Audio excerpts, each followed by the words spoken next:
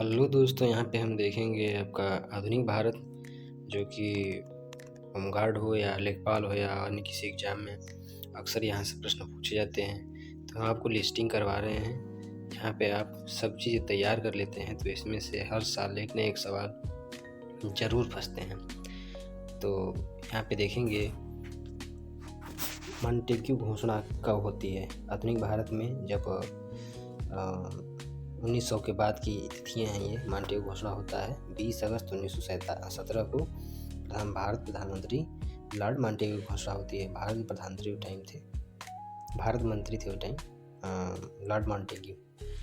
20 अगस्त 1917 को होती है। रॉलेट एक्ट देखेंगे। रॉलेट एक्ट होती है 19 मार्च 1919 को। काला कानून जिसके नाम जाना जाता है ये। जलियांवाला बाग हत्याकांड होता है 13 अप्रैल 1919 को। जनरल डायर के द्वारा अमृतसर में हत्या कराई जाती है। इसके बाद हंटर कमेटी रिपोर्ट कब आती है? जब ये जलियांवाला बाग होता है तो उसी का रिपोर्ट देने के लिए 28 मई 1920 को।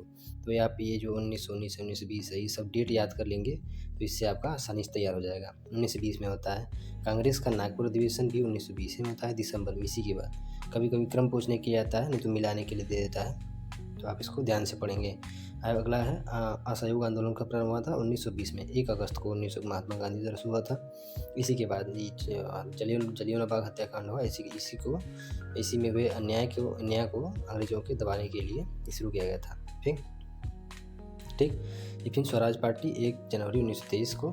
ये चौरा चोरी कांड छूट गया। चौरा चोरी कांड होता है 4 फरवरी को। यहाँ पे डेट 4 फरवरी याद रखिएगा, क्योंकि 4 फरवरी 5 फरवरी 6 फरवरी कर पूछता है एग्जाम में। तो वहाँ पे 4 फरवरी 1922 को गोरखपुर जिले में, उत्तर प्रदेश के गोरखपुर में ये घटना होती है। स्वराज पार्टी का गठन होता है 1 जनवरी 1923 को।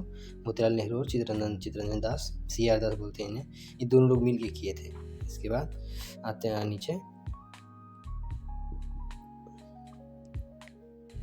कांग्रेस क्या बोलते हैं इसके। हाँ, स्वराज पार्टी गठन हो गया क्योंकि साइमन कमीशन की नियुक्ति 8 नवंबर 1927 को होती है। साइमन कमीशन की नियुक्ति होती है 1927 में। भारत आता है 1928 में।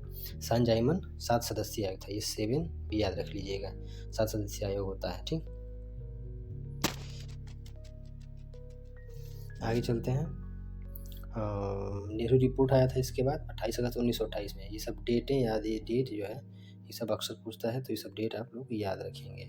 ठीक, 1928 में गुजरात के किसानों द्वारा लगान वृद्धि के विरोध में सरदार वल्लभ भाई पटेल के द्वारा ये शुरू किया गया था।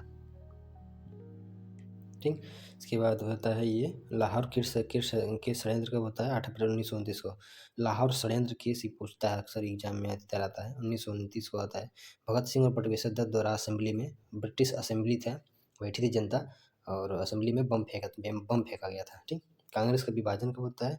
1907 में होता है। यहाँ पे नरम दल और गरम दल, सूरत विभाजन भी इसे बोलते हैं। ठीक, सूरत फूट। होम रूल लीग जो आंदोलन था 1916 में हुआ था। दिल्ली से तिलक और एनी बेसेंट ने इसे शुरू किया था। ठीक, लखनऊ समझौता जो है दिसंबर 1916 में कांग्रेस और मुस्लिम लीग के बीच समझौता होता है। इसे आप लोग ध्यान रखिएगा। सविनय अवज्ञा आंदोलन यहाँ भी 6 अप्रैल 1930 को होता है। सविनय अवज्ञा आंदोलन शुरुआत होती है। ठीक, यहाँ पे प्रथम गोलमेज सम्मेलन भी, इधर गोलमेज सम्मेलन से अधिकतर सवाल आता है, प्रत्येक साल पूछा जाता है। तो प्रथम गोलमेज सम्मेलन 1930 को होती है, 12 नवंबर को। प्रधानमंत्री मैकडोनाल्ड की अध्यक्षता में लंदन में आयोजित की गई थी। तो भी पूछ सकता है कि प्रथम गोलमेज सम्मेलन कहाँ पे आयोजित? तो लंदन, इसको ध्यान रखेंगे। ठीक, इसके बाद गांधी इरविन समझौता डायरेक्ट पूछेगा। गांधी इरविन समझौता 5 मार्च 1931 को होती है। 1931 याद रखिएगा। महात्मा गांधी वायसराय इरविन के मध्य संपन्न सविनय अवज्ञा आंदोलन को स्थगित करने के लिए ये किया गया था। ठीक, आगे चलते हैं।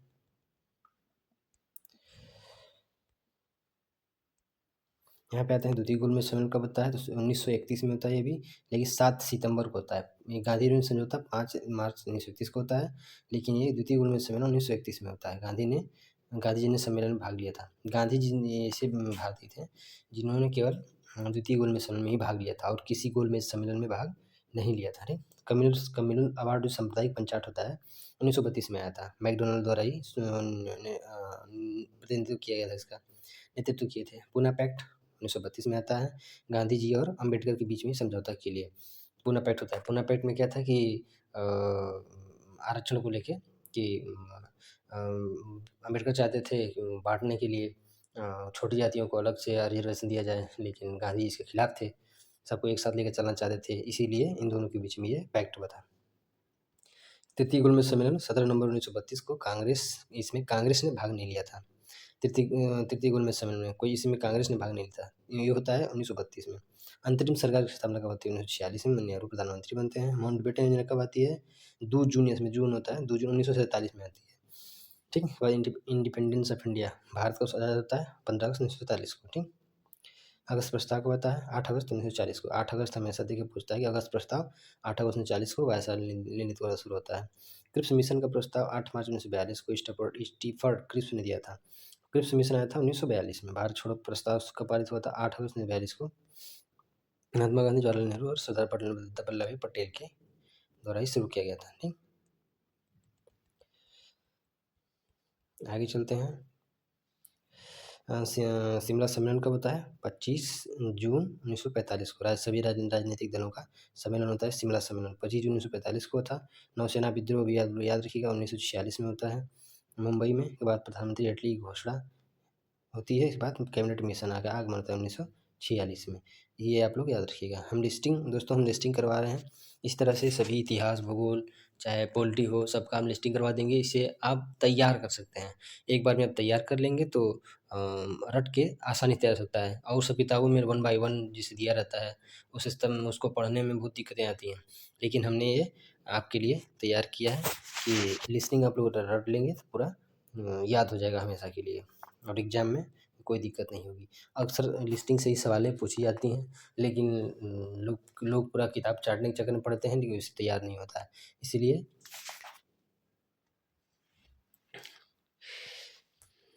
हमारे चैनल को फॉलो करें, जिससे आपकी तैयारी और अच्छी बन सके। Okay, thank you.